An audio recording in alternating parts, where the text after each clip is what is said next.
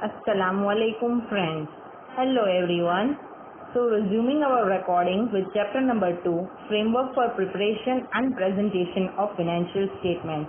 In the last recording we saw what was this framework, what did this framework cover, which were the principal areas of this framework, when this framework was issued, by whom it was issued, what was the scope of this framework. And thereafter we came to the areas covered by this framework, each and every one particularly. From that we started with the components of financial statements. The components of financial statements include balance sheet, statement of profit and loss, cash flow statement, notes and other explanatory statements, right? Thereafter we've seen the users of financial statements. They are investors, creditors, suppliers, customers, government, employees, right? Thereafter we see fundamental accounting assumptions. This is the base of accounts. There are only 3 fundamental accounting assumptions. They are going concern, accrual basis and consistency. These 3 assumptions need to be followed by the financial statement. Where there is a deviation from any of this assumption, you need to separately disclose in the notes to the financial statement, right?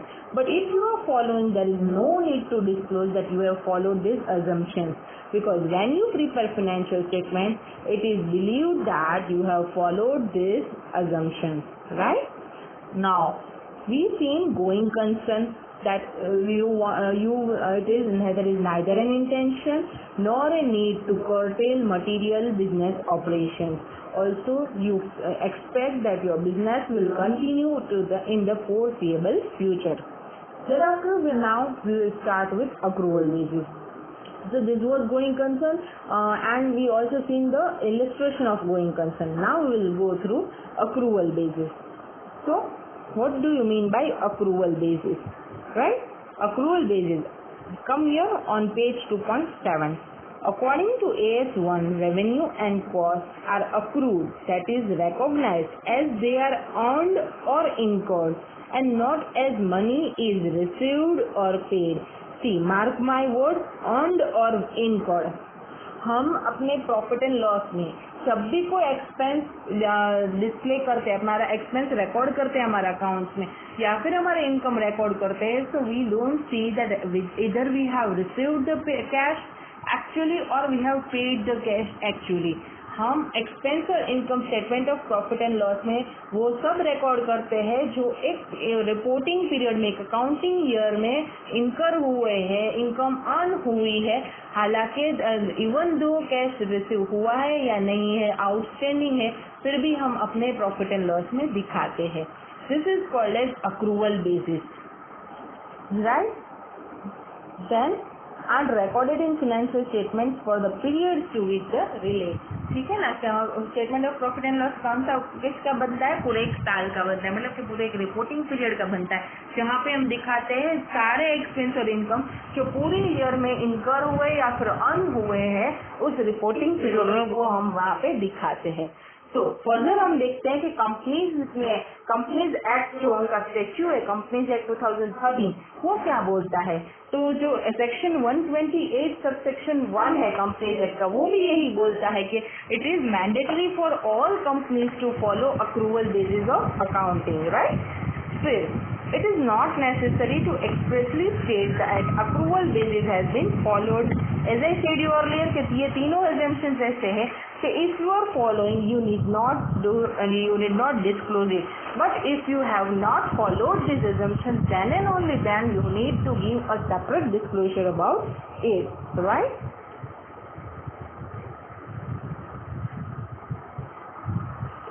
So, sorry for interruption.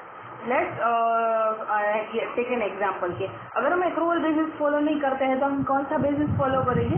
Cash basis. Cash basis क्या होता है कि वहाँ पे expense हो या income हो उसी वक्त रिकॉर्ड होंगे जब हमने एक्चुअल में कैश पे किया या फिर कैश रिसीव किया. So that is a cash basis of accounting. ये बहुत रेयर केसेस में यूज किया जाता है. फॉर एग्जाम्पल से प्रोफेशनल्स के लिए कैश बेसिस यूज किया जाता है. वैसे बाकी जनरली हम देखते हैं कि हर एक business reporting entity approval basis को फॉलो करता है, और कंपनीज के लिए तो कंपनीज एक्ट ने ही मैंडेट कर दिया है अप्रूवल बेसिस को फॉलो करने के लिए, right. I hope you are getting to it. Approval basis is just such type of accounting where you need to record each and every accounting transaction or event occurred in the reporting period, even though the actual cash has been received or not, or has been paid or not, right? So now understanding this impact of both the approaches in our illustration, they have given an illustration that a trader purchased article A on credit in period 1 for ₹50,000। Trader ने purchase किया हुआ है credit पे, मतलब कि cash पे नहीं हुआ है, हमने क्रेडिट पे लिया है, मतलब कि हम थोड़े टाइम बाद के अपना पेमेंट करेंगे। अभी हमें गुड्स रिसीव हो चुका है, तो जब हम अप्रूवल बेसिस की बात करेंगे तब हम ये परचेज को रिकॉर्ड कर लेंगे इसी साल में, इसी पीरियड में। जब हम कैश बेसिस की बात करेंगे तो हम इस साल में, इस पीरियड में हम इस परचेज को रिकॉर्ड नहीं करेंगे क्योंकि हमने कैश पे नहीं किया है, राइट। तो आप अगर यहाँ पे नीचे उसका इम्पैक्ट देखेंगे तो पहले उन्होंने कैश बेसिस दिखाया है, यहाँ पे पीरियड 1 में उन्होंने परचेजेस दिखाया ही नहीं है 50,000 वाला, राइट। और जब हम देखेंगे नेक्स्ट एक्रूवल बेसिस वाले पार्ट में तो वहाँ पे उन्होंने परचेजेस दिखाया है 50,000 इंक्लूड, ये 52,000 है। यहाँ पे ये बाइफर्केशन है, 50 वाला एक ट्रांजेक्शन है और एक 2,000 वाला ट्रांजेक्शन है, ऐसे मिला के उन्होंने 52,000 लिखा है। तो अभी यहाँ पे हम समझ सकते हैं कि ये 50,000 यहाँ पे उन्होंने पीरियड 1 में ही रिकॉर्ड कर लिया है statement of profit and loss में, राइट। अभी next transaction, he also purchase article be in period 1 for 2,000 cash. तो जो आर्टिकल बी परचेज किया उसी पीरियड में परचेज किया, लेकिन वो कैश में परचेज किया, मतलब तुरंत ही उन्होंने उनका कैश पेमेंट कर दिया। तो जब हम कैश बेसिस की बात करेंगे वो इसी साल में रिकॉर्ड होगा, और अक्रूवल बेसिस की बात करेंगे तो even though it is a cash transaction और a credit transaction, we will record the same in the relevant reporting period, right. तो यहाँ पे कैश बेसिस में तो परचेज दिखाएंगे 2,000, देखिए यहाँ पे है। और जब हम बात करेंगे एक्रूवल में तो वो भी हमने इंक्लूड यहाँ पे कर दिया है 50 प्लस 2,000, राइट। दोनों अमाउंट्स आ गए और ये हमारा टैली हो गया 52,000। अभी हम देखते हैं next adjustment. The trader sold article a in period 1 for 60,000 in cash. अभी उन्होंने सेल्स किया है, कैश सेल्स किया है। हमने बात समझ ली कि अक्रूवल बेसिस में चाहे वो कैश हो या क्रेडिट हो, उस रिपोर्टिंग पीरियड के रेलेवेंट हम पूरा वो ट्रांजैक्शन रिकॉर्ड करेंगे। जब हम कैश बेसिस की बात करेंगे, only the cash transactions will be recorded in the statement of profit and loss. तो ये जो पीरियड 1 में कैश सेल्स हुआ है वो हम रिकॉर्ड कर लेंगे दोनों जगह पे। तो यहाँ पे हमारा कैश बेसिस का प्रॉफिट एंड लॉस है, वहाँ पे 60,000 सेल्स दिखा दिया हमने, और अक्रूवल बेसिस में भी हमने यहाँ पे 60,000 सेल्स दिखा दिया। अगेन ये नेक्स्ट ट्रांजेक्शन के साथ मर्ज है, इसलिए हम पहले यहाँ पे 60 देख लेते, ये हमारा अमाउंट टैली हो गया, ठीक है। Coming to next adjustment, he also sold article B in the period for ₹25,000 or 2,500 on credit। अभी वहाँ पे क्रेडिट सेल्स हुआ है, मतलब कि अभी हम गुड्स सेल कर देंगे, गुड्स उनको दे देंगे, लेकिन हमारा पेमेंट कब रिसीव होगा? After some period, after a certain period, ठीक है। तो ये जो 2,500 है वो हमें नेक्स्ट पीरियड में रिसीव होने वाला है। तो यहाँ पे देखें, यहाँ पे हमने 2,500 मर्ज कर दिया है और ये मिला के हमारा 62,500 सेल्स हमने दिखा दिया। ये क्रेडिट सेल्स है, तो इस पीरियड में तो हमें पेमेंट रिसीव हुआ नहीं है, तो we will not record in the cash basis profit and loss, right. अभी हम एज्यूम करते हैं कि ये जो हमने क्रेडिट परचेज किया है और ये जो हमने क्रेडिट सेल्स किया है, तो उसका कैश पेमेंट और कैश रिसिप्ट नेक्स्ट पीरियड में हो रहा है, राइट। तो अभी देखिए, जब हम कैश बेसिस की बात करेंगे तो हमने वो रिकॉर्ड नहीं किए थे, हमने नेट प्रॉफिट ऐसे ही ले लिया था। अभी नेक्स्ट पीरियड में उन्होंने ये परचेज दिखाया है कि जब उस पीरियड में ये पेमेंट हो गया होगा, ठीक है। तो यहाँ पे देखिए आप कि 50,000 परचेज भी देख लिया और सेल्स सिर्फ 2,500 कब रिकॉर्ड किया है? पीरियड नंबर 2 में, और उसका जो ये रिजल्ट आ गया वो इन लोगों ने रिकॉर्ड कर लिया। बैलेंस कर लिया, और यहाँ पे पीरियड 2 बनेगा ही नहीं क्योंकि पीरियड 2 में अभी कोई ट्रांजेक्शन है ही नहीं, सभी ट्रांजेक्शन पीरियड 1 के रिकॉर्ड हो चुके हैं और ये आ गया हमारा बैलेंस नेट प्रॉफिट, राइट। तो ये था अक्रूवल बेसिस और cash basis. I hope you are understanding it and very clear about this topic. Now moving forward to consistency. See, talking about consistency, consistency का लेमन लैंग्वेज क्या होता है कि एक ही चीज हर साल आप फॉलो करो। कंसिस्टेंसी मतलब कि आप एक ही चीज एक साथ फॉलो करो, या फिर आप रेगुलर रहो, आप यूजुअल रहो। तो यहाँ पे जब हम अकाउंटिंग के व्यू पॉइंट में कंसिस्टेंसी की बात करेंगे तो उसका मतलब ये होगा कि आपने जो भी मेथड फॉलो की, जो भी पॉलिसी आपने फॉलो की, जो भी प्रोसीजर आपने अकाउंटिंग का फॉलो किया, वो आप हर साल सेम यूज करो ताकि users of financial statement doesn't get confuse while comparing your financial statements from year to year, period to period, right? So ये हुआ consistency. Now reading it, it is assumed that accounting policies are consistent from one period to another, right? Accounting ये यहाँ पे ये assume किया जाता है कि आपने जो भी अकाउंटिंग पॉलिसीज इस पीरियड में फॉलो की वो आप हर साल यही सेम पॉलिसीज फॉलो करेंगे। अभी मान लो इसका एग्जांपल मैं आपको देती हूँ कि डेप्रिसिएशन है, आपने डेप्रिसिएशन में written down value method WDV method use किया, आपको ये पता तो होगा ही SLM method, WDV method, straight line method और रिटन डाउन वैल्यू मेथड आपने 11th-12th में पढ़ा होगा। तो वो जो मेथड है आपने एक सिलेक्ट किया, मान लो WDV मेथड पीरियड नंबर 1 में, तो you will account for depreciation with the same method WDV each and every year. आपने इस साल अप्रूवल बेसिस पे आपका अकाउंटिंग किया, फिर नेक्स्ट साल आप कैश बेसिस पे नहीं चाहते, generally you will follow accrual basis each and every year. तो ये हुआ कंसिस्टेंसी, राइट। अभी बात करते हैं कि यहाँ पे अपने टेक्स्ट की consistency improves comparability of financial statements through time. मैंने आपको बोला कि जब आपको कंपैरिजन करना है पीरियड वाइज फाइनेंशियल स्टेटमेंट्स को, तब ये बहुत आसानी रहती है, उससे कंपेरेबिलिटी बढ़ती है और यूजर्स कंफ्यूज नहीं होते हैं, right? Then according to the accounting standards, an accounting policy can be changed if the change is required. See, I have highlighted with the red marker. See, this is a very important part, right? कि हम accounting policies कब change करेंगे। हमने बोला consistently हमें same accounting policy को use करना है, लेकिन कभी कभी जरूरत हो सकती है कि हमें उनको चेंज करना पड़े। तो कौन से रीजन होंगे जिसकी वजह से आप चेंज कर सकते हैं? तो ये सिर्फ 3 रीजन है, उस 3 रीजन के हिसाब से ही आप अपनी अकाउंटिंग पॉलिसी को चेंज करेंगे। और अगर ये 3 में से और कोई रीजन होगा, then you need to follow consistently the same accounting policy. अगर कोई वैलिड जस्टिफाइबल रीजन होगा तो आप उसको नोट्स में डिस्क्लोज करके आप अपना अकाउंटिंग पॉलिसी चेंज करेंगे, ठीक है। यहाँ पे पहले तो हम 3 ही चेंज को मानेंगे। पहला है बायस स्टेच्यू, कोई एक्ट है, कोई लॉ है, उसमें ही चेंज आ गया कि आपको अभी यही अकाउंटिंग पॉलिसी मैंडेटली फॉलो करनी है और आपने कोई और पॉलिसी फॉलो अब तक कर रखी है, then you will need to change your policy. तो तब आपको अलाउड है कि आप उस अकाउंटिंग पॉलिसी को चेंज कर सकते हैं। मानो अभी कंपनीज एक्ट है, कंपनीज एक्ट में अभी यही हमने पढ़ा कि उन्होंने बोला है कि अक्रूवल बेसिस पे ही आपका अकाउंटिंग करने का है। ये लेट्स टेक एन एग्जांपल, सिर्फ मैं यहाँ पे एग्जांपल दे दूँ। कभी स्टेच्यू में चेंज आया, एक्ट चेंज हो गया कि नहीं अब तो आपको कैश बेसिस फॉलो करना है, तो जो भी कंपनीज अक्रूवल बेसिस फॉलो कर रही है अब उनको कैश बेसिस पे जाना पड़ेगा, then they will need to change their accounting policy. तो वहाँ पे वो अलाउड है क्योंकि वो स्टेच्यू से इनएक्ट हुआ है, राइट।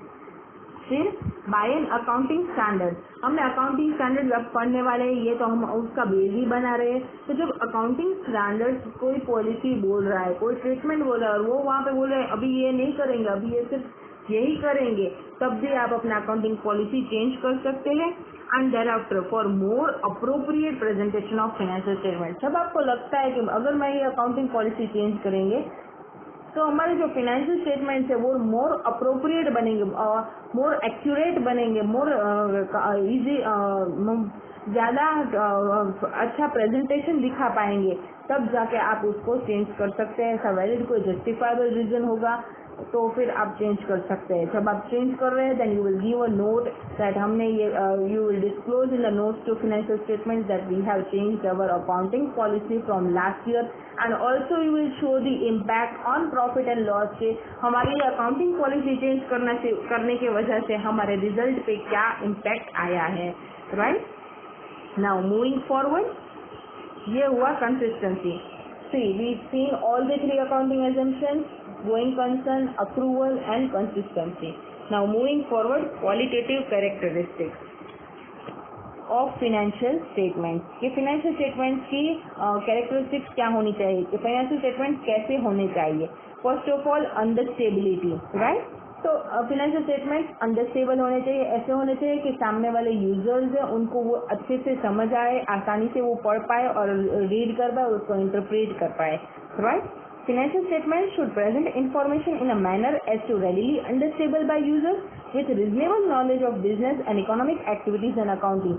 हर कोई यूजर है, मानो यूजर्स में हमने एक ग्रुप पढ़ा था कि पब्लिक एट लार्ज, अभी जो आम पब्लिक है, कॉमन पब्लिक है, उसके पास एक रीजनेबल नॉलेज होता है, बेसिक नॉलेज होता है इकोनॉमी का, बेसिक नॉलेज होता है बिजनेस का, तो और बेसिक ही नॉलेज होता है अकाउंटिंग का। We do not have a standard knowledge और technical knowledge about this accounting.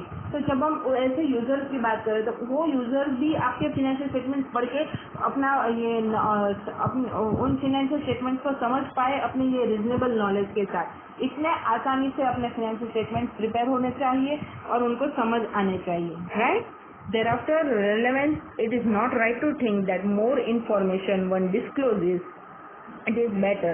A mass of irrelevant information creates confusion and can be even more harmful than non-disclosure. अभी यहाँ पे रेलेवेंस की बात हुई। रेलेवेंस मतलब क्या, आप रिलेवेंट इंफॉर्मेशन जो उसके हिसाब के अपने रिपोर्टिंग पीरियड के हिसाब से जो रिलेवेंट इंफॉर्मेशन है, तो फाइनेंशियल आइटम्स के डिस्क्राइब करने के लिए जो रेलेवेंट इंफॉर्मेशन है आप उन्हीं को डिस्क्लोज करें। अभी आप सब चीज को डिस्क्लोज करने जाएंगे तो पूरा एक मास बन जाएगा and that will create an confusion in the minds of users. तो उससे अच्छा कि आप कुछ डिस्क्लोज ही ना करो, ऐसा नहीं हो जाना चाहिए।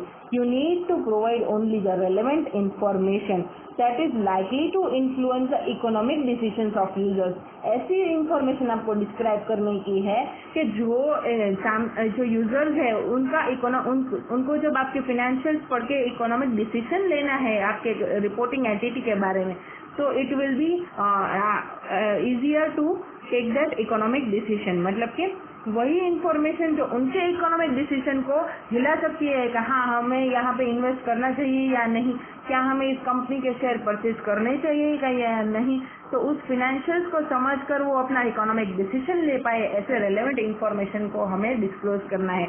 ना कि सब इंफॉर्मेशन, फाइनेंशियल हो, नॉन फाइनेंशियल हो, क्वांटिटेटिव हो, क्वालिटेटिव, सभी इंफॉर्मेशन को हमें डिस्क्लोज नहीं करना है। Reading further, financial statements should contain relevant information only.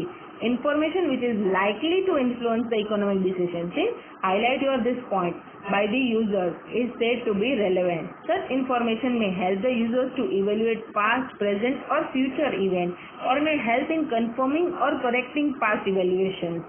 ठीक है, तो यहाँ पे रेलेवेंट इन्फॉर्मेशन में आपको इकोनॉमिक डिसीजन लेते वक्त आपका जो पास्ट इवेंट हुआ था, अभी हो रहा है वो इवेंट और फ्यूचर इवेंट को वो अच्छे से कंपेयर कर पाए, अपना इकोनॉमिक डिसीजन ले पाए, उस डिसीजन को लेने में कोई गलती ना हो सके, ऐसी रेलेवेंट इन्फॉर्मेशन आपको अपने फाइनेंशियल्स में डिस्क्लोज करनी होगी।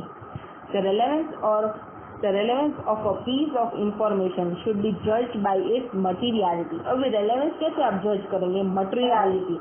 मटेरियलिटी क्या है? मटेरियलिटी कहीं पे डिफाइन नहीं हुआ है। मटेरियलिटी इज वन कि इतना लेवल का वो सिग्निफिकेंट है, इतना लेवल का इम्पोर्टेंट है कि अगर आपने उसको डिस्क्लोज नहीं किया तो जो इकोनॉमिक डिसीजन यूजर ले रहा है उसमें कोई चेंज आ सकता है। मानो कि आपने कोई इन्फॉर्मेशन डिस्क्लोज नहीं की और जो यूजर है उन्होंने आपके बारे में इकोनॉमिक डिसीजन लिया कि हाँ आपके रिपोर्टिंग एंटिटी में उनको इन्वेस्ट करना चाहिए, इस बिजनेस एंटिटी में उनको इन्वेस्ट करना चाहिए, और अगर आप वो इन्फॉर्मेशन डिस्क्लोज करते तो शायद वो यहाँ पे रुक जाते, एक दो बार सोचते कि वी शुड इन्वेस्ट इट और not, then we should provide that information in our financial statements. तो मटेरियलिटी वो है कि इतनी हद का वो सिग्निफिकेंट हो, इतनी हद का रिलेवेंट हो आपके रिपोर्टिंग एंटिटी के हिसाब से कि वो सामने वाले के इकोनॉमिक डिसीजन को हिला डाले, राइट।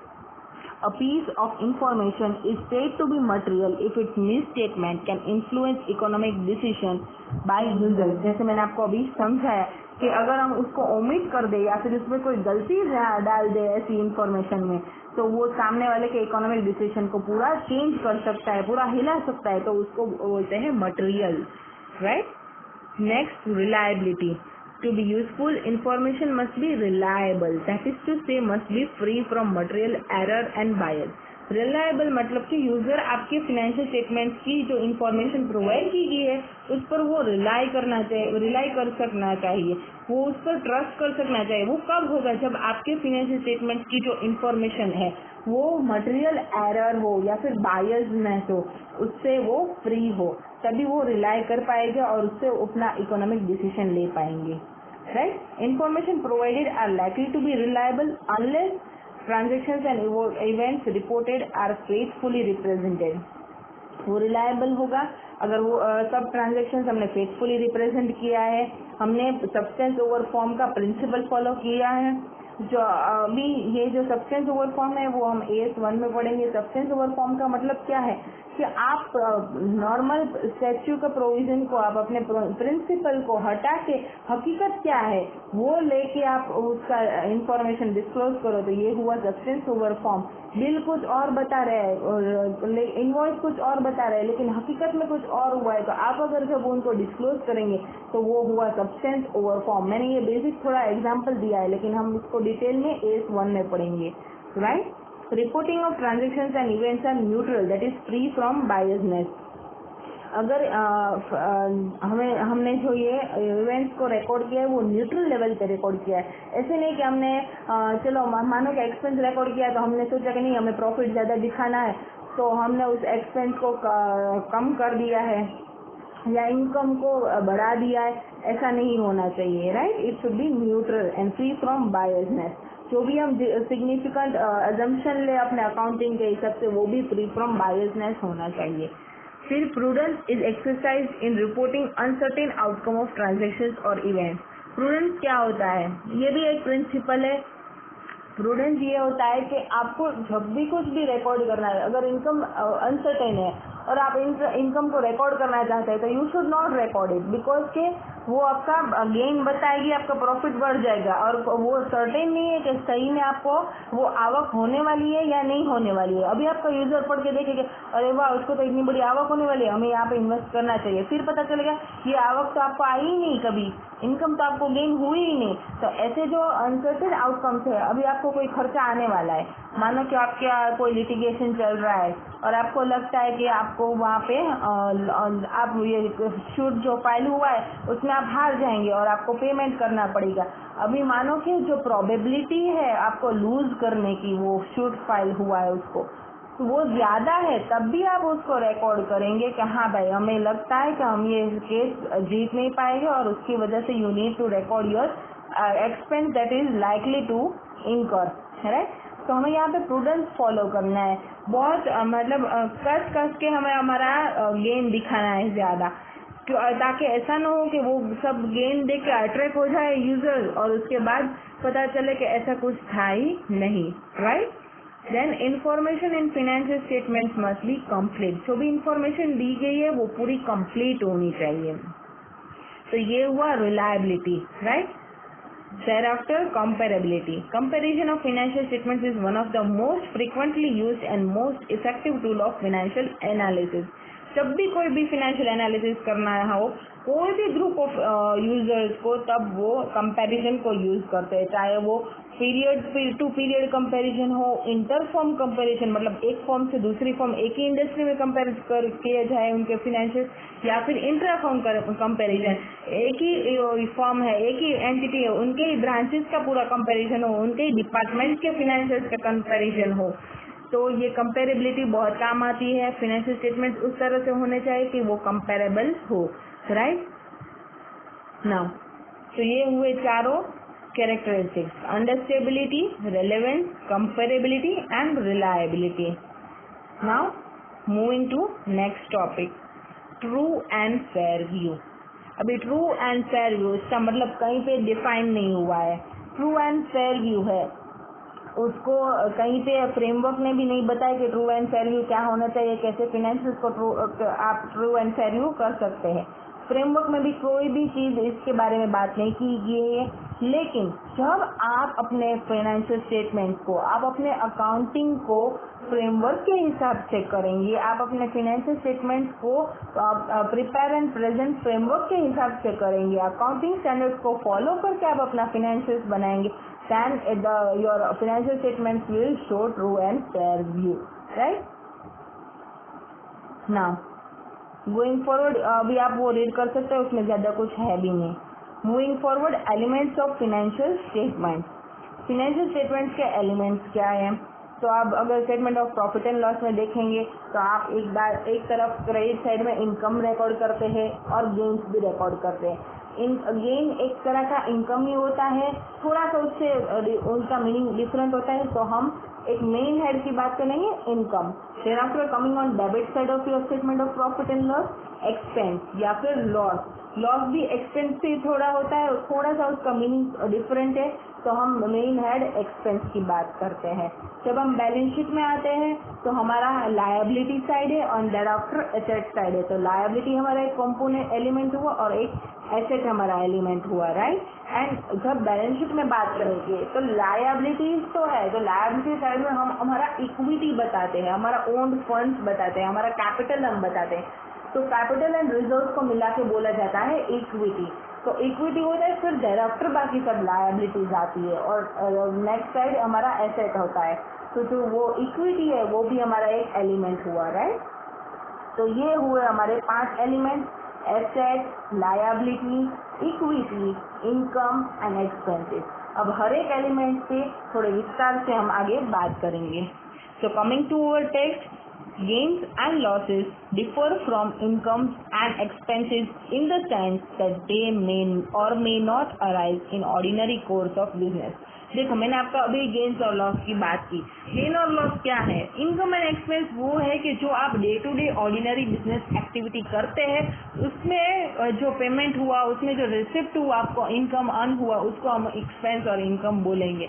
लेकिन गेन और लॉस क्या होता है कि रोजाना नहीं होता है, वो ओकेशनल बेसिस पे आपको मिलता है या फिर इनकर होता है। जैसे मान लो आपने कोई फिक्स एसेट आपकी थी बैलेंस शीट में, आपने उसको बेच डाली, तब आपको उसका गेन हुआ। 10 लाख की आपकी लैंड थी, आपने उसको बेच डाली 15 लाख में, 5 लाख को आपका गेन हुआ। वो ओकेशनल है, आपको हर साल नहीं होने वाला है, आपको ऑर्डिनरी एक्टिविटी लैंड बेचने की नहीं है। तो वो जो आपको ओकेशनली गेन हुआ उसको गेन बोलेंगे, इनकम नहीं बोलेंगे। Income and expense are those that income are those that we are receiving something, you have the receipt from your day to day ordinary business activity, right. लेकिन gain वो है कि जो आपको ओकेशनल बेसिस पे मिला हुआ है, राइट। फिर हम लॉस की बात करें तो मानो कि हमने फिक्स एसेट वही लैंड बेची, 10 लाख की लैंड हमने 8 लाख में बेच दी, तो हमारा 2 लाख का लॉस हुआ। क्या वो आपका एक्सपेंस है? आपको रोजाना वो ऐसे इनकर होने वाले, जनरली आपकी डे टू डे एक्टिविटी से वो रिलेटेड है? नहीं, आपका तो बिजनेस किसी और चीज का है। ये तो आपका फिक्स एसेट था और आपने बेचा हुआ है, तो उसका जो लॉस है it rises on occasional basis. तो वो जो है वो लॉस भी एक्सपेंस साइड में रिकॉर्ड होगा, लेकिन एक्सपेंस हम उसको नहीं बोल सकते हैं, राइट। फिर मानो कि आपके प्रीमाइसेस में फायर लग गया, मतलब आग लग गई और उसकी वजह से आपको नुकसान हुआ है। तो जो नुकसान हुआ है वो कि आपका एसेट जल गया, आपके पेपर्स जल गए, आपका स्टॉक जल गया, तो ये हमारा नुकसान हुआ, तो वो हमारा लॉस हुआ। हर साल आपको ऐसा लॉस होगा नहीं, तो हम इसको एक्सपेंस नहीं बोलेंगे, उसको क्या बोलेंगे? लॉस बोलेंगे, राइट। तो ये हुआ गेन और लॉस की बात। अब उसको अब डिटेल में पढ़ लें। अभी हम आगे बढ़ते हैं, एक एक एलिमेंट पे बात करते हैं। Asset, an asset is a resource controlled by enterprise as a result of event past events from which future economic benefits are expected to flow to enterprise. Asset क्या होता है? सी, मार्क माय वर्ड्स, पहले बात करते हैं कि वो एक रिसोर्स है। क्या है? एक रिसोर्स है। thereafter it must be controlled by enterprise. Word को मार्क करना, कंट्रोल्ड बाय एंटरप्राइज। एक तो एक वो रिसोर्स है, फिर उसको एंटरप्राइज कंट्रोल करना चाहिए, ओन हो या ना हो लेकिन कंट्रोल करना चाहिए। As a result of past events, past में आपने गुड्स बेचा था, क्रेडिट पे बेचा था, इसलिए आपका कस्टमर डेटर्स आपकी बैलेंस शीट में एसेट के रूप में खड़ा हुआ है। तो पास्ट में जो इवेंट हुए उसके हिसाब से आपको ये एसेट बना है। From which future economic benefits are expected to flow to enterprise, ये हुआ आपका फोर्थ पार्ट कि आपको उस रिसोर्स से, उस एसेट से इन फ्यूचर आपको इकोनॉमिक बेनिफिट होगा, आपको गेन होगा, आपको इनफ्लो होगा आपके कैश में, राइट। तो उसको बोलेंगे एसेट। ये हुआ उसका 4 पार्ट। अभी जो नीचे पॉइंट दिए गए जो आपको कंसिडर करने चाहिए जब आप एक एसेट रिकॉग्नाइज करते हैं, वो इसी एक एक बात पे बात करेंगे, right. So moving forward, first point, the resource regarded as an asset need not have an physical existence, physical substance। पहले तो एक वो रिसोर्स है, तो रिसोर्स कैसा होना चाहिए, ऐसे कि वो फिजिकली होना चाहिए। ऐसा है कि एसेट साइड में आप कैसे बताते हैं, फिजिकल एसेट्स मतलब कि टेंजिबल एसेट्स भी बताते हैं और इनटेंजिबल एसेट्स भी बताते हैं। इनटेंजिबल मतलब कैसे, जो आपको दिखते नहीं है लेकिन आपके पास है, वो आप उसको कंट्रोल करते हैं, आपको उससे इकोनॉमिक बेनिफिट हो सकता है, तो उसको इनटेंजिबल एसेट्स बोलेंगे। जिसको आप देख नहीं सकते, छू नहीं सकते, उसको आप विजुअलाइज नहीं कर सकते, लेकिन वो आपका एसेट है, ठीक है। तो उसको बोलेंगे इनटेंजिबल एसेट। तो हम वो भी बैलेंस शीट में दिखाते हैं, right. So it is nothing के एसेट पूरा फिजिकली होगा, right. The resource may represent a right generating future economic benefit. Example, patents, copyright, debtors, bills receivables. Debtors क्या ऐसा है कि पूरा फिजिकल खड़ा है आपका एसेट नहीं, डेटर्स वो है कि आपने उसको माल बेचा, वहां से आपको पैसा आने वाला है, क्रेडिट में है, तो वो भी आपका एसेट है। फिर बिल्स रिसीवेबल, आपको किसी ने बिल दिया है कि हाँ आप इसके एनकैश करके आप अपना पेमेंट रिसीव कर सकते हैं, आप बैंक में जाके उसको डिस्काउंट करके अपना अमाउंट रिसीव कर सकते हैं, या फिर आप जब भी मैच्योरिटी आएगी तब आप इसको दिखा के अपना पेमेंट रिसीव कर सकते हैं। तो ये बिल्स रिसीवेबल एक सिर्फ कागज है लेकिन उसको एसेट बोला जाएगा। क्यों? क्योंकि ये यहाँ से आपको आपका रिसोर्स है जिसको आप कंट्रोल कर रहे हैं और उससे आपको इकोनॉमिक बेनिफिट्स रिसीव होने वाले हैं इन फ्यूचर। फिर पेटेंट्स है, कॉपीराइट्स है, ये सब इंटेंजिबल एसेट्स है, आप उसको छू नहीं सकते, आप उसको देख नहीं सकते हैं, लेकिन हाँ ये आपके पास है, आपके कंट्रोल में है और आपको इससे बेनिफिट्स होने वाले हैं, right. An asset without physical substance can be इधर इंटेंजिबल एसेट और मॉनिटरी एसेट। जब हम बात करते हैं कि फिजिकल सब्सटेंस नहीं होता है एसेट का, 3 टाइप का एसेट हो गए, tangible asset, intangible asset and monetary asset. Monetary and intangible उस हेड में आते हैं कि जहाँ पे कोई फिजिकल सब्सटेंस नहीं है, without physical substance. Intangible asset की बात करें तो पेटेंट, ट्रेडमार्क, कॉपीराइट, वो सब उसके एग्जांपल हुए। मॉनिटरी एसेट्स की बात करें तो वो हुआ डेटर्स, बिल्स रिसीवेबल्स, जो आपका मनी हेल्ड कर रहे हैं, एक वैल्यू है उसकी, उस कागज की, फिक्स्ड अमाउंट का मनी आपको रिसीव होने वाला है, तो वो आपका हुआ एसेट। फिर नेक्स्ट पॉइंट क्या हम कंसिडर करेंगे कि N asset is a resource controlled by enterprise. क्या मैंने बोला था, कंट्रोल, ओन्ड हो या ना हो, आपके कंट्रोल में है वो रिसोर्स, तो आप उसको रिकॉर्ड करेंगे आपके एसेट से। This means it is possible to recognise a resource not owned but controlled by the enterprise as an asset that is legal ownership में और may not vest with enterprise. आपके पास वो हक हो या ना हो, आपको उसका ओनरशिप हो या ना हो, लेकिन आप उसका हक है, आप उसको कंट्रोल कर रहे हैं, आप उसको यूज कर पा रहे हैं, तो आप वो बोला जाएगा एसेट, राइट। उसके लिए एग्जांपल उन्होंने दिया है फिनेंशियल लीज। आप जब AS 19 पढ़ेंगे तो AS 19 बताता है अकाउंटिंग फॉर लीजेज। वहाँ पे उन्होंने बोला है कि लीज 2 टाइप का होता है। लीज यानी क्या, रेंट पे किसी चीज को लेना। तो उसका जब अकाउंटिंग अपन करेंगे तो वो 2 टाइप की लीज होती है। कौन सी? ऑपरेटिंग लीज और फाइनेंशियल लीज। ऑपरेटिंग लीज होती है उसमें जो एसेट है आपने जो लीज पे लिया है वो लेसर, मतलब लेसर कौन होता है, जिसने आपको एसेट लीज पे दिया हुआ है, और लेसी कौन होता है, जिसने वो एसेट रेंट पे लिया हुआ है और वो उसको यूज कर रहा है, ठीक है। तो ऑपरेटिंग लीज में तो लेसर के बुक्स में उनका एसेट रिकॉर्ड हुआ होता है क्योंकि वो उसको ओन कर रहा है। लेकिन जब हम फिनेंशियल लीज की बात करें तब एसेट उसकी बुक्स में रिकॉर्ड होगा जो उसको यूज कर रहा है, यानी कि लेसी। क्योंकि फिनेंशियल लीज की कई कंडीशंस है और उस हिसाब से आपको देखने मिलेगा उसके वो लेसी है उस रिसोर्स को पूरा कंट्रोल कर रहा है। तो लीगल ओनरशिप उनके पास नहीं है। तो आप यहाँ पे आगे पढ़ेंगे, such is the case of financial lease where lessee recognises asset taken on lease even if ownership lies with the lessor. Likewise, lessor does not recognize the asset given on financial lease as asset in his books because despite of ownership he does not control the asset। उसके पास ownership है लेकिन पूरा asset सालों साल तक Lesi control कर रहा है, उसको यूज कर रहा है। तो आपको उसकी कंडीशन से पता चलेगा कि हाँ यहाँ पे तो लेसी का ही हक जमा है वो बैठा है, सिर्फ लीगल ओनरशिप उसके पास है, टाइटल लेसर के पास है। तब आप वो आपका एसेट है वो लेसी की बुक्स में दिखाएंगे। ठीक है, coming to next point.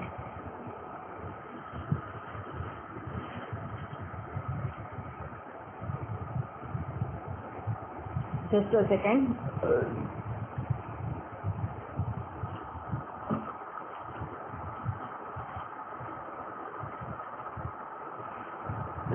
Sorry for interruption. Moving forward, a resource cannot be recognized as an asset if the control is not sufficient। अब उसको तब एसेट नहीं रिकॉग्नाइज करेंगे जब जहाँ पे कंट्रोल सफिशिएंट नहीं है। मतलब क्या? For this reason specific management और technical talent of an employee cannot be recognised because of insufficient control. अभी आपके पास ऐसा टैलेंटेड एम्प्लॉय है, उसके पास ऐसी स्किल्स है कि आपको, उसके पास ऐसा टेक्निकल नॉलेज है कि आपका बिजनेस बहुत अच्छे से चल रहा है, उसकी वजह से उसका साउंड नॉलेज आपके बिजनेस में बहुत सारे गेन्स करवा रहा है। तो आप उसको क्या एसेट बोलेंगे? नहीं। आप उस एम्प्लॉय को एसेट में रिकॉर्ड करेंगे? नहीं, क्योंकि उसका जो दिमाग है, उसके पास जो स्किल्स है, आप उसको कंट्रोल नहीं कर सकते। मान लो कल सुबह उसको हो गया, कोई बीमारी हो गई, कल वो पागल हो गया, तो क्या आप उसके नॉलेज को यूज कर पाओगे? नहीं। कल सवेरे जाके वो किसी और कंपनी में चला गया, तो क्या वो उसको कंट्रोल कर पाओगे? नहीं। तो ये जो एम्प्लॉय है जिसका पास टेक्निकल टैलेंट है, पूरा साउंड माइंड है, उसका जो प्रोफेशनल नॉलेज है, टेक्निकल नॉलेज है, आपके बिजनेस को बहुत इंसेंटिव दिलवा रहा है, तो भी आप उसको अपना एसेट रिकॉर्ड नहीं कर सकते, because you don't have sufficient control over that knowledge of employ, right. तो वहाँ पे आप उसको एसेट नहीं बोलेंगे।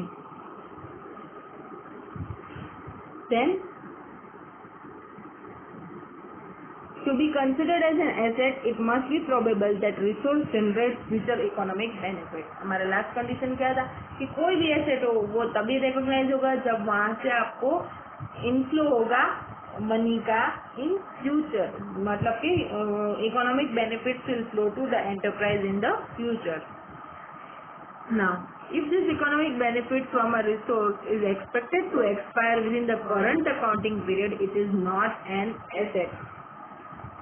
For example, profit on sale from machinery purchased by an enterprise who deals in such kind of machinery is expected to expire within the current accounting period. Such purchase is therefore booked as an expense rather than capitalized in the machinery account। अभी यहाँ पे ऐसा बोला है कि जब अगर मानो आपने एक रिसोर्स को परचेज किया, आप उसको कंट्रोल कर रहे हैं, आप उसको अपने बिजनेस में यूज करेंगे और आपको उससे बेनिफिट भी मिलेगा, लेकिन वो बेनिफिट सिर्फ इसी साल के लिए मिलने वाला है। मानो आपने एक प्लांट एंड मशीनरी, इन्होंने यही एग्जांपल दिया, क्या आपने एक प्लांट एंड मशीनरी खरीदा हुआ है, वो आपको इसी साल काम आने वाला है, नेक्स्ट साल के बाद उसके बेनिफिट एक्सपायर हो जाने वाले हैं, तो वो करंट अकाउंटिंग पीरियड में ही बेनिफिट देने वाला है, तो फिर आपको उसको एक्सपेंस कर देना पड़ेगा, मतलब कि प्रॉफिट एंड लॉस में एक्सपेंस साइड को आपको दिखाना पड़ेगा rather than capitalising the asset. अब उसको एसेट नहीं बोल सकते। इकोनॉमिक बेनिफिट जब फ्यूचर में रिसीव होगे तब आप उसको बोलेंगे एसेट। अभी आपको रिसीव हो गया इसी अकाउंटिंग पीरियड में, then it is not called an asset. Asset is one which is a long term benefit, right. इसका उन्होंने बहुत अच्छा सा इलस्ट्रेशन भी दिया है, हम आगे बात करेंगे उस इलस्ट्रेशन पे। Now going to next example, however if articles purchased by a dealer remain unsold at the end of accounting period, the unsold items are recognised as assets. Closing stock because the sale of article and resultant economic benefit, that is profit, is expected to earn in the next accounting period। वो लोग बोल रहे हैं कि अपन अपना closing stock asset में दिखाते हैं, राइट। तो क्यों दिखाते हैं कि भाई आपका स्टॉक पड़ा है ईयर एंड पे, ये स्टॉक अगले साल पे बिक जाएगा। जाएगा, क्योंकि बिजनेस नहीं रुका हुआ है, अब ये कल बिक जाएगा और उससे आपको अपना प्रॉफिट भी मिल जाएगा। तो ये हुआ आपका एसेट। फिर नेक्स्ट अकाउंटिंग पीरियड में आपको उसको बेच के अपना इकोनॉमिक बेनिफिट होने वाला है, तो आप उसको एसेट रिकॉग्नाइज करेंगे, right. To be considered as an asset, the resource must have a cost or value that can be measured reliably. जब आप उसको एसेट बोलते हैं तब आपको उसका वैल्यूएशन करना होता है। वो वैल्यू, वो अमाउंट, वो कॉस्ट आप रिलायबली मेजर कर सके तो आप उसको रिकॉर्ड करेंगे as an asset. When flow of economic benefit to enterprise beyond the current accounting period is considered improbable, expenditure incurred is recognized as an expense rather than asset. अगर आपको expect नहीं है कि आपको ये फ्यूचर में ये एसेट आपको बेनिफिट देगा, तो फिर आप उसको एक्सपेंस रिकॉर्ड करेंगे rather than capitalizing the asset in your balance sheet. ये हुआ पड़ा एसेट। एसेट के डेफिनेशन से उसका रिकॉग्निशन पॉइंट मिलता है। जब आप उसको रिकॉग्नाइज करते हैं तब कौन से पॉइंट कंसिडर करने चाहिए, वो उसकी डेफिनेशन से ही हमने पूरा ध्यान मारा। What was an asset? An asset is an resource controlled by enterprise as a result of past events from which future economic benefits are expected to flow to the enterprise. Now moving forward to our next element, that is liability. Liability is a present obligation. Present मतलब अभी, obligation मतलब आपको पे करना है। Of an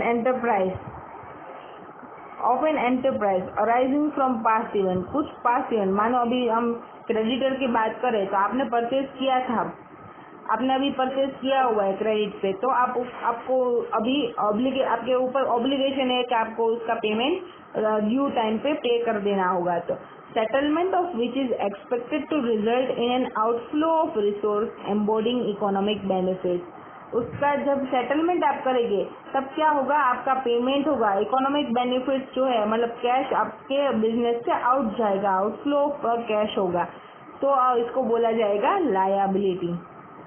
अभी उसके points भी ध्यान मारते हैं। पहला पॉइंट हमारा क्या है? Present obligation.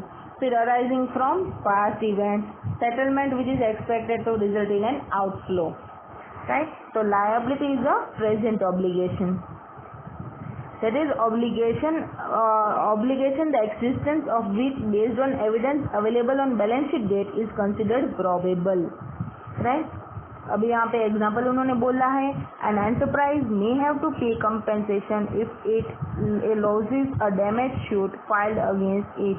Damage suit is pending on the balance sheet date. Enterprise should recognize a liability for damages payable if it is probable that enterprise will lose the suit and amount of damages can be ascertained with the reasonable accuracy. यहाँ पर उन्होंने एक example बोला कि shoot file हुआ है और यहाँ पे प्रोबेबिलिटी है कि आप उसको हार जाएंगे, आपको उसका डैमेज या पेनल्टी या इंटरेस्ट पे करना पड़ेगा। तो अगर आप उसको अमाउंट को रिकॉग्नाइज कर सकते हैं, आप उस अमाउंट को फाइंड आउट कर सकते हैं एक्यूरेटली और रिलायबली मेजर कर सकते हैं, तो आप उस डैमेजेस को, उस पेनल्टी को एज एन लायबिलिटी रिकॉर्ड करेंगे, राइट। फिर उसी एग्जाम्पल को उन्होंने थोड़ा डिस्क्रिप्शन दिया हुआ है, हम जाते हैं आगे। दैट कंटीजेंट लायबिलिटी, हाँ आगे वो बात की हुई।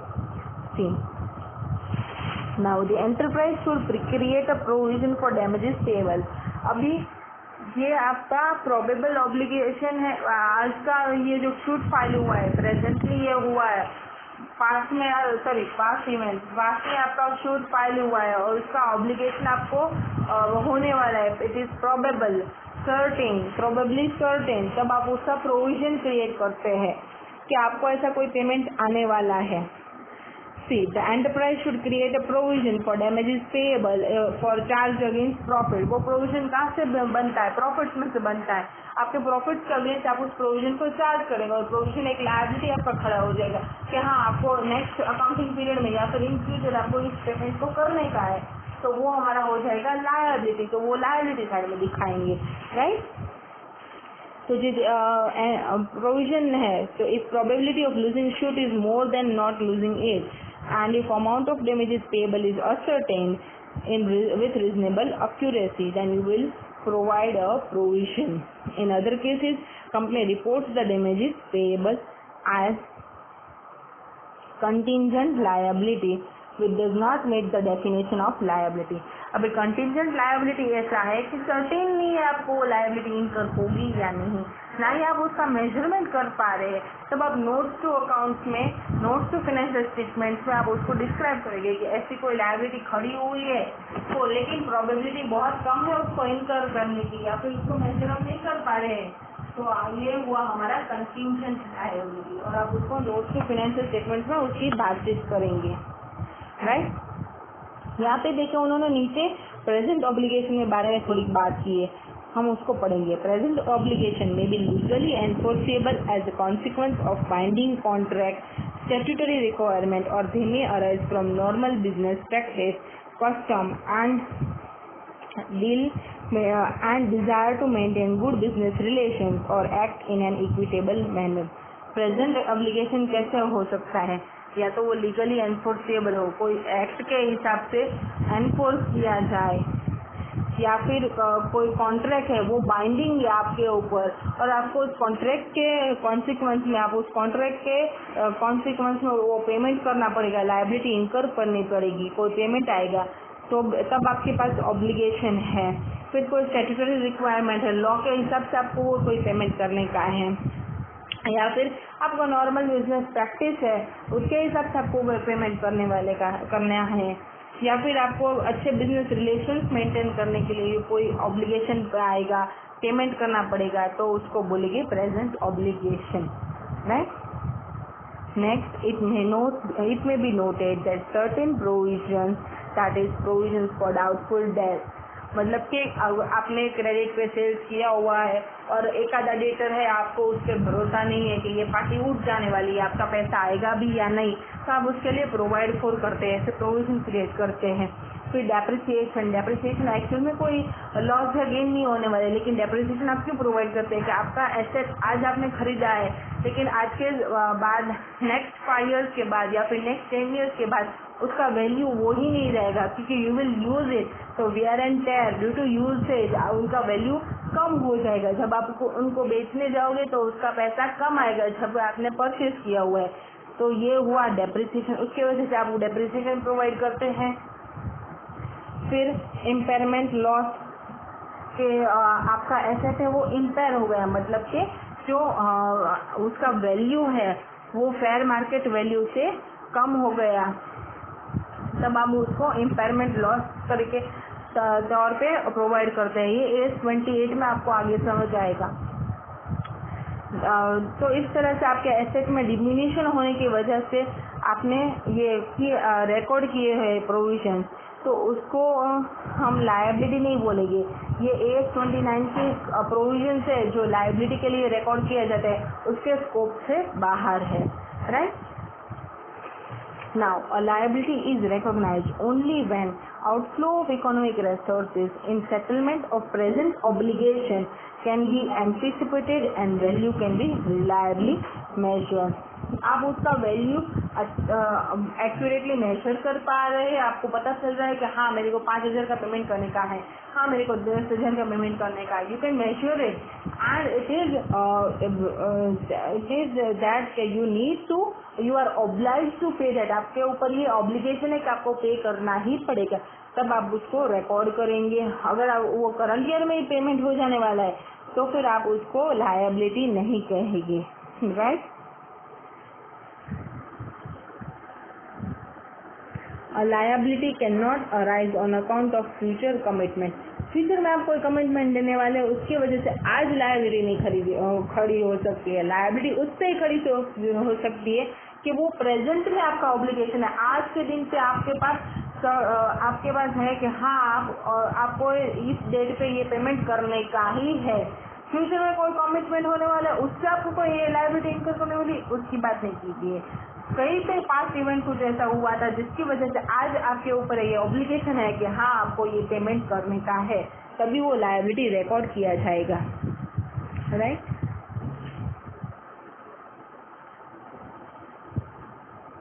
Now a decision by management of an enterprise to acquire asset in future does not itself give rise to a present obligation। ठीक है ना, कि फ्यूचर में आपको कोई एसेट परचेज करना है तो उसके लिए क्या आज लायबिलिटी खड़ी कर देंगे? नहीं, जब आप फ्यूचर में परचेज करना चाहेंगे तब आपने अगर क्रेडिट पे परचेज किया हुआ होगा तब हम हमारा लायबिलिटी दिखाएंगे। सिर्फ हम प्रेजेंट ऑब्लिगेशन की बात यहाँ पे करेंगे लायबिलिटी रिकॉर्ड करने के वक्त, राइट। अभी उन्होंने एक इलस्ट्रेशन दिया है, see here A Limited has entered into a binding agreement with C Limited to buy a custom made machine 40,000। एक उन्होंने बाइंडिंग अग्रीमेंट, मतलब कि आपको ये अग्रीमेंट तो फुलफिल करना ही होगा। अगर आपको अभी ये मशीन चाहिए या नहीं चाहिए, आपने बाइंडिंग अग्रीमेंट कर दिया है तो आपको अब सी लिमिटेड से ये मशीन खरीदना ही पड़ेगा at any cost. At the end of 2001-2, before delivery of machine, A Limited had to change the method of production। अब ये ईयर के एंड में उनको अपना प्रोडक्शन का जो मेथड था वो चेंज करना पड़ा और उस वजह से the new method will not require the machine ordered and it will B scraped after delivery. अभी क्या हुआ, पी लिमिटेड से जो ये मशीन खरीदना ही पड़ेगा हमको, वो आ तो जाएगा लेकिन न्यू मेथड में उस मशीन की कोई ज़रूरत नहीं है, उसका कोई यूज़ नहीं है। तो जैसे ही आप उसका डिलीवरी लेंगे उसी वक्त आपको उसको स्क्रैप कर देना पड़ेगा, आपको उसको बेच देना पड़ेगा, right. And the expected scrap value is nil. ओहो, अब स्क्रैप वैल्यू भी नील है, मतलब आप बेचने भी जाओगे, भंगार में भी देने जाओगे तो भी उसका कोई अमाउंट आने वाला नहीं है। Expected scrap value is nil. A liability is recognized when outflow of economic resources in settlement of present obligation can be anticipated and the value of outflow can be reliably measured। Here A Limited should recognize a liability of 40,000 to P Limited। यहाँ पे हमें P Limited को तो हर हाल में payment करना पड़ेगा 40,000, because हमने पहले एक अग्रीमेंट कर दिया था, मतलब कि एक पास्ट इवेंट हुआ था और वो कैसा था, बाइंडिंग अग्रीमेंट था। तो हमारे ऊपर ऑब्लिगेशन है कि हमको उस मशीन को पी लिमिटेड के पास से ही परचेज करना ही पड़ेगा और अभी उस वजह से आपके ऊपर क्या ऑब्लिगेशन हुआ है कि आपको 40,000 का पेमेंट पी लिमिटेड को देना पड़ेगा इन फ्यूचर, राइट। तो पी लिमिटेड लायबिलिटी हमारा खड़ी हो जाएगी 40,000 का, हमको उनको पेमेंट करने का है।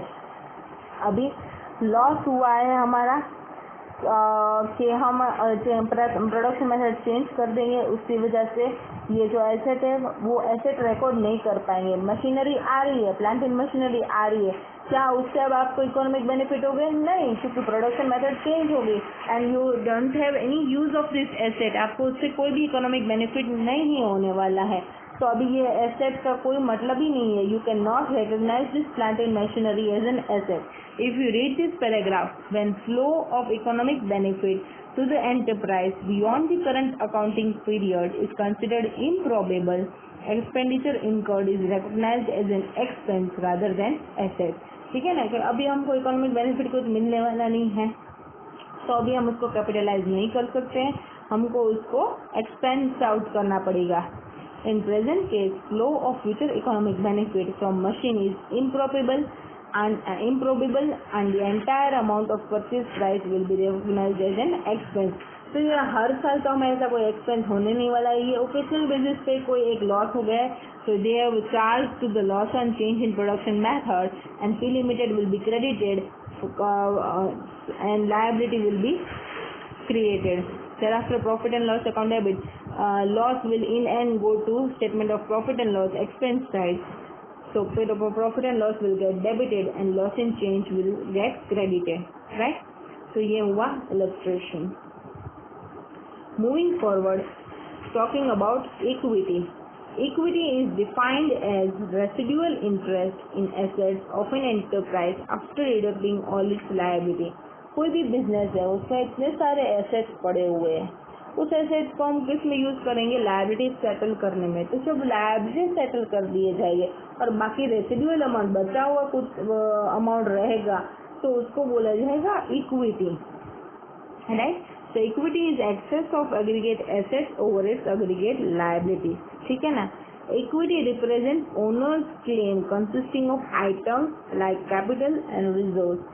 इक्विटी एक ओनर का क्लेम होता है, जो भी बिजनेस को ओन कर रहा है वो उसको लेके जाएगा। और उसमें इक्विटी में होता क्या है, कैपिटल होता है, मतलब जो आपने बिजनेस में लाया हुआ है, मूड़ी है आपके बिजनेस की, वो ओनर का होता है। और रिजर्व आपने जो भी एसेट्स को लायबिलिटीज में पेमेंट करने के बाद जो भी एसेट्स का अमाउंट आपके बचा हुआ है, एक्सेस अमाउंट है, एक्सेस एसेट्स है, वो आपका गेन है। प्रॉफिट जो आपने बिजनेस में कमाया है वो आपका गेन है। वो सब रिजर्व है जो कि आपने जो रिटेन्ड अर्निंग्स किया हुआ है, वो कैश आपके बिजनेस में पड़ा हुआ है, तो वो सब आपका रिजर्व हुआ, वो भी एक ओनर का क्लेम होता है। तो ये हुआ हमारा इक्विटी।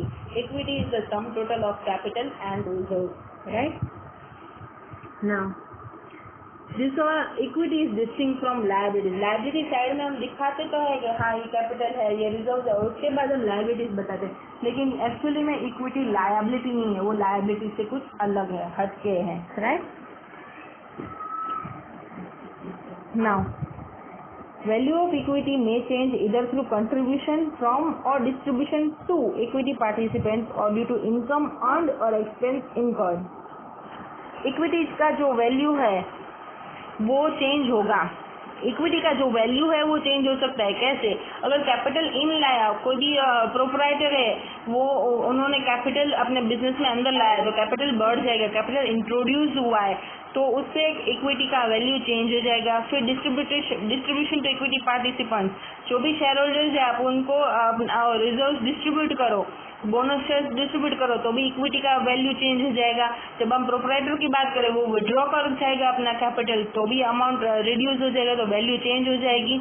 और या ड्यू टू इनकम अर्न्ड और expense incurred, profit and loss जो होगा उसकी वजह से भी उसका वैल्यू चेंज हो जाएगा, राइट। तो ये हुआ इक्विटी। हमने पढ़ा एसेट, लायबिलिटी एंड इक्विटी। यहाँ पे हमारा बैलेंस शीट खत्म हुआ।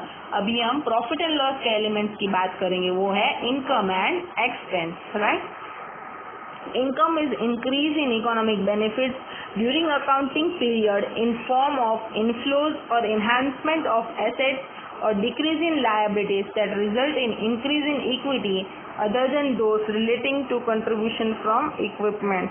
तो एक अकाउंटिंग पीरियड में आपको जो भी इनफ्लो हुआ है उसको बोला जाएगा इनकम, चाहे वो आपके एसेट में बढ़ोतरी होने की वजह से हो, चाहे आपके लायबिलिटीज में लायबिलिटीज कम होने की वजह से आपको प्रॉफिट हुआ हो, वो सब भी आपका इनकम हो जाएगा। सॉरी, इनकम होगा, उससे आपका इनफ्लो हुआ है तो वो सब आपकी इनकम होगी। That result in increase in equity, income से क्या होगा, आपका इक्विटी बढ़ेगा। Other than those relating to contribution from equity participant, आपका इक्विटी कब बढ़ेगा? या तो ओनर उनका कैपिटल बढ़ा देंगे, ओनर कैपिटल इंट्रोड्यूस करेंगे बिजनेस में, या तो आप इनकम कमाएंगे और उससे आपका प्रॉफिट बढ़ेगा, तो भी आपका इक्विटी बढ़ेगा, right. Definition of income encompasses revenue and gain. See, मैंने आपको पहले ही बताया इनकम क्या है, रेवेन्यू भी है और गेन भी है। रेवेन्यू क्या है, अपना ऑर्डिनरी एक्टिविटी से जो जनरेट किया है उसको बोलेंगे रेवेन्यू, उसको बोलेंगे इनकम। हालांकि गेन क्या है, ओकेजनल बेसिस पे आपको कोई प्रॉफिट हो गया, ओकेजनल बेसिस पे आपको कोई इनफ्लो आ गया, तो उसको बोला जाएगा गेन, राइट। अभी आगे बढ़ते हैं। ये तो पूरा एग्जाम्पल है, आप उसको देख लेंगे। For example, bank does not recognize interest earned on NPA because corresponding asset cannot be recognized as a flow of economic benefit to the bank beyond current accounting period is not probable. अब यहाँ पे NPA आप उसको asset नहीं record कर सकते क्योंकि उससे इकोनॉमिक बेनिफिट हो भी सकते हैं, नहीं भी हो सकते हैं, डाउटफुल है। तो उसकी वजह से उसका जो इंटरेस्ट है आप उसको इनकम के तौर पे नहीं रिकॉर्ड कर सकते, क्योंकि एनपीए को आप एसेट के तौर पे रिकॉग्नाइज नहीं कर सकते हैं, तो उससे आने वाला इंटरेस्ट भी आप इनकम के तौर पे रिकॉग्नाइज नहीं कर सकते, राइट। अभी ये उन्होंने ये फॉर्मूला दिया है, ये फॉर्मूला आई थिंक आपने 11th स्टैंडर्ड में पढ़ा होगा। Assets minus liabilities equal to equity. जो एग्रीगेट ऑफ एसेट्स से लायबिलिटीज को पे ऑफ करने के बाद बचते उसको बोला जाएगा इक्विटी, राइट।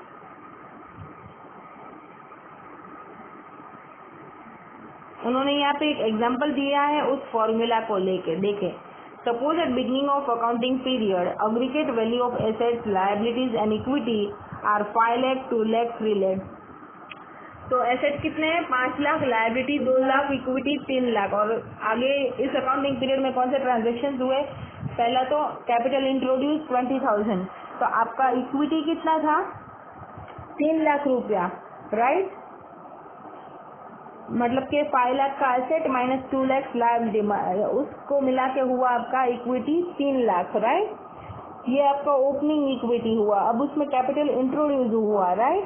तो आपका एसेट बढ़ा गया, मतलब कि बैंक या कैश से आपका कैपिटल इंट्रोड्यूस होगा, आपका एसेट बढ़ गया। तो आपका एसेट कितना हो गया 5,20,000 और लायबिलिटीज कितनी रही सिर्फ 2 लाख। तो आपका इक्विटी कितना हो जाएगा 3,20,000, राइट। तो उन्होंने यहाँ पे दिखाया, इफ यू कैन सी, ये हमारा ओपनिंग इक्विटी 3 लाख, फिर हमारा कैपिटल इंट्रोड्यूस करने से जो इक्विटी हुआ वो 3.28 हुआ, राइट। अभी next, earn income from investment 8,000। Investment आपका था, उससे इनकम अराइज हुआ है वो 8,000 है।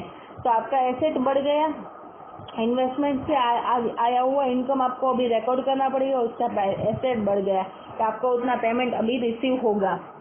अर्नड है तो रिसीव तो हुआ नहीं है, तो आपका एसेट बढ़ गया। कितने से एसेट बढ़ा 5,28,000। पहले 20,000 कैपिटल वाला और अभी 8,000, 28,000, राइट। और आपका लायबिलिटी कितना है वही 2 लाख। तो आपका इक्विटी कितना हो गया 3,28,000, ठीक है। अभी आगे, a liability of 31,000 was finally settled on payment of 30,000। See liability कितने का था 31,000, लेकिन पेमेंट कितने का होगा 30,000।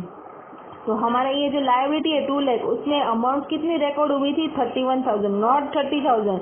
30,000 तो सेटलमेंट का पेमेंट है कि हाँ हमें डिस्काउंट मिला है 1,000। तो हमने रिकॉर्ड का 31,000 पे ही किया था क्योंकि हमारा लायबिलिटी 31 का था, ठीक है ना। तो हमारा लायबिलिटी कितने से घटेगा 2 लाख माइनस 31,000, ठीक है ना। तो 1,69,000 और पेमेंट कितने का हुआ 30,000। तो हमारा अमाउंट कैसे कैश या बैंक से गया होगा, तो हमारा एसेट घट जाएगा, ठीक है ना। तो एसेट कितना था 5,28,000, उसमें से 30,000 माइनस करने का 5.28 माइनस 30,000, क्योंकि एक्चुअल में कैश कितना जाएगा 30 नॉट 31, तो वो आएगा 4.98 और उससे होगा हमारा equity 3,29,000। I hope you are understanding this illustration and getting clear about our topic. Moving forward to the next element, expense.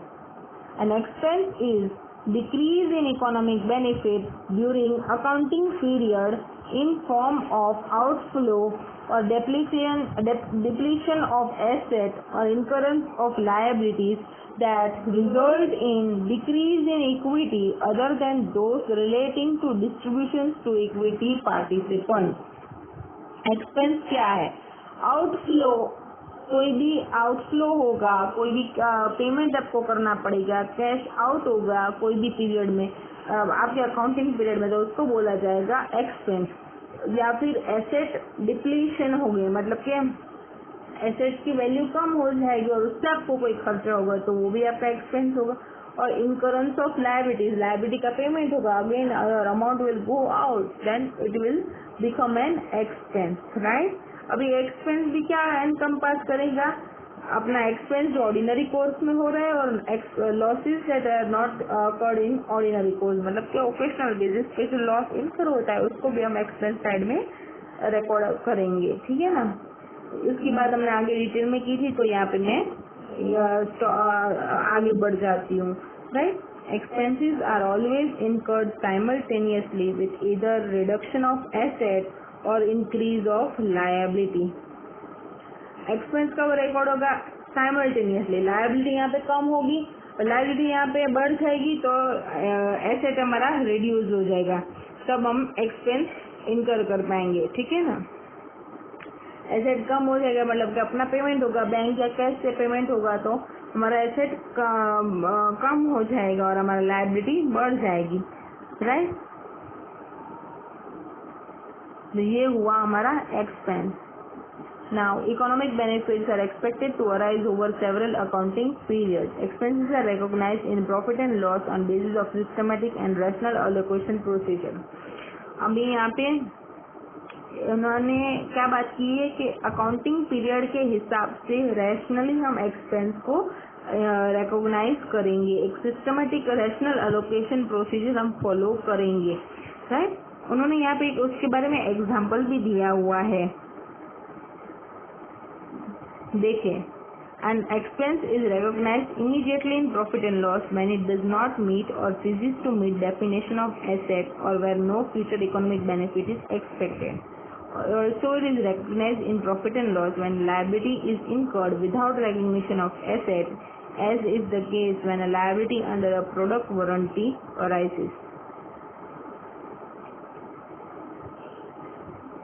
यहाँ पे बोला गया है कि जब आपको एसेट रिकॉर्ड नहीं कर सकते हैं, उसका इकोनॉमिक बेनिफिट फ्यूचर में कोई नहीं है, इसी साल में उसका बेनिफिट है, राइट, तो या फिर कोई लायबिलिटी इनकर हो चुकी है जिससे कोई एसेट नहीं बन रहा है, तो आप उसको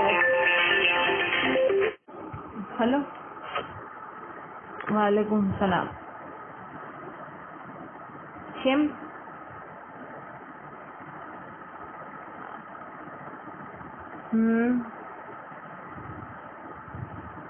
આવું છું 5-10 મિનિટ તમને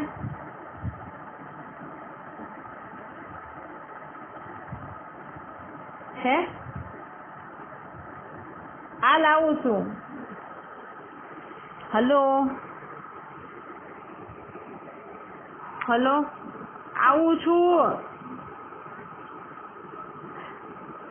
તરત આવું છું તો ફોન મૂકતા આવું ખુદ હાફિઝ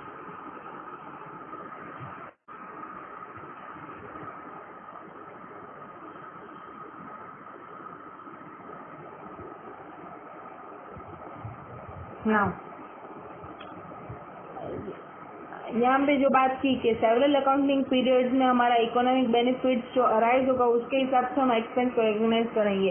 मानो कि अभी हमारा एक्सपेंस रिकॉर्ड हो गया लेकिन फ्यूचर में पेमेंट करना है, फिर भी हम आउटस्टैंडिंग के तौर पे उसको एक्सपेंस आउट इसी साल में करेंगे। फिर प्रीपेड है, एडवांस में पे हो चुका था लेकिन वो एक्सपेंस इस रिपोर्टिंग पीरियड के रेलेवेंस में है तो भी हम उसको इस साल में रिकॉर्ड करेंगे। तो उसके हिसाब से हम रैशनल एलोकेशन करके एक्सपेंस और इनकम को अपने statement of profit and loss में रिकॉर्ड करते हैं, राइट।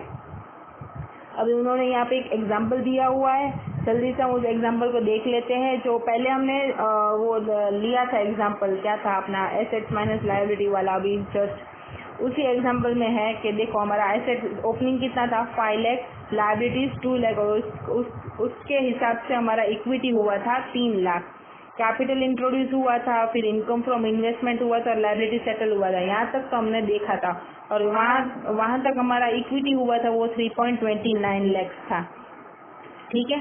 अभी वेजेस पे हुए हैं 2000, राइट। अभी 2000 का पेमेंट हुआ है तो हमारे एसेट कम हुए हैं 2000 से, तो हमारा एसेट हो गया 4.96 और 2000 से हमारा इक्विटी घट जाएगा 3.27। फिर रेंट आउटस्टैंडिंग है 1000, यहाँ पे कोई पेमेंट नहीं हुआ है तो एसेट तो वैसे के वैसे ही पड़े, लेकिन हमारा लायबिलिटी बढ़ गया, लायबिलिटी 1.69 से 1.70 हो गया 1,70,000, उससे हमारा इक्विटी हो गया 3,26,000।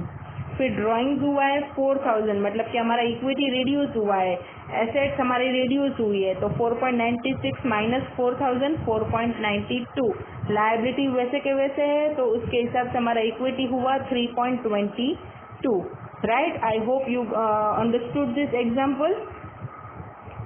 Now expenses are therefore decreasing in equity without drawings. Also note that expense incurred is accompanied by either decrease of asset or increase in liability. हमने देखा ना क्या एक्सपेंस किससे होगा, हमारा इक्विटी, एक्सपेंस से क्या होगा, हमारा इक्विटी डिक्रीज हो जाएगा, मतलब कि हमारा एसेट या तो डिक्रीज होगा या तो हमारा लायबिलिटी इंक्रीज हो जाएगा।